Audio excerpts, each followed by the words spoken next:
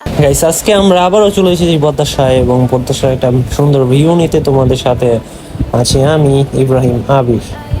তোমরা just short ব্লগটা enjoy করতে থাকো আর দেখতে থাকো, অনেক ভালো লাগবে তোমাদের কাছে।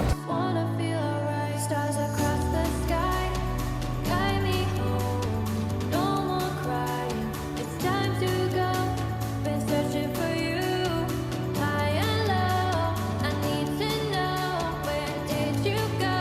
We can fly away, we can fly away. তো আরো সামনের দিকে গেলে দেখবা বালুর মাঠ, এখনই যাবো আমরা সেদিকে। তো এখানে নদীর ভিউ নিতে নিতে আমরা এখন বালির প্রান্তরে পৌঁছে গেছি। তো এখানে আমরা সোজা রাস্তা দেখতে পারতেছি আর দুই পাশে গাছগাছালি আর কি, পুরাটাই রাস্তা করা হবে, আস্তে ধীরে ধীরে করা হচ্ছে রাস্তা। আমরা সামনের দিকে আগায় যাচ্ছি আস্তে আস্তে করে। তো এখানে আশেপাশে গাছপালা দেখতে পাচ্ছি আর অনেক প্রাকৃতিক পরিবেশ সুন্দরই লাগতেছে, আর সাথে সূর্য আছে একবারে মাথার উপরে, মানে মাথার সামনে। তারপরে এখান থেকে আরো সামনের দিকে যাচ্ছি আমরা। এখানে অনেক সুন্দর একটা ভিউ পাচ্ছি আর সামনে নদী পুরোটা। আর আমরা নদীর এক প্রান্তে এসে পড়েছি, আমরা শেষ প্রান্তে এসে পড়েছি। ওখান দিক দিয়ে সামনে তোমরা শুধু নদী আর নদী দেখতে পারবো। আর তো এখানে আমার প্রচুর গরম লাগতেছিল, তাই আমি একটা কোল্ড ড্রিঙ্কস সাথে নিয়ে এসেছিলাম খাওয়ার জন্য। আর এখানে তার জায়গার নাম, তার নাম দেখতে পারতেছো। আর এখন তুরাগ বিলাস নামে পরিচিত এই জায়গাটা।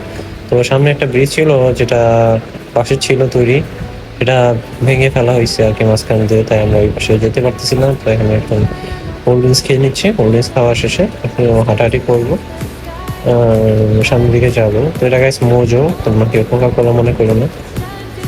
আর হ্যাঁ, আমি কথা যে বলছি তাই মানে কথাগুলো আর কি ভয়েস ওভার করছি।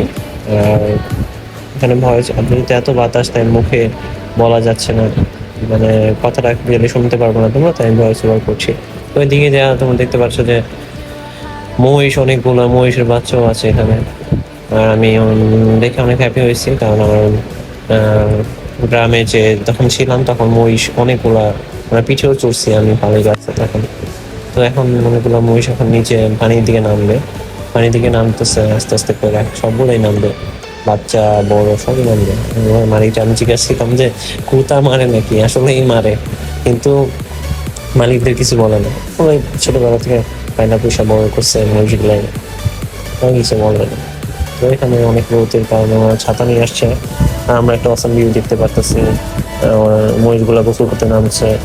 আর পরিবেশটা অনেক হ্যাপি লাগতেছে, আমার কাছে ভালো লাগতেছে।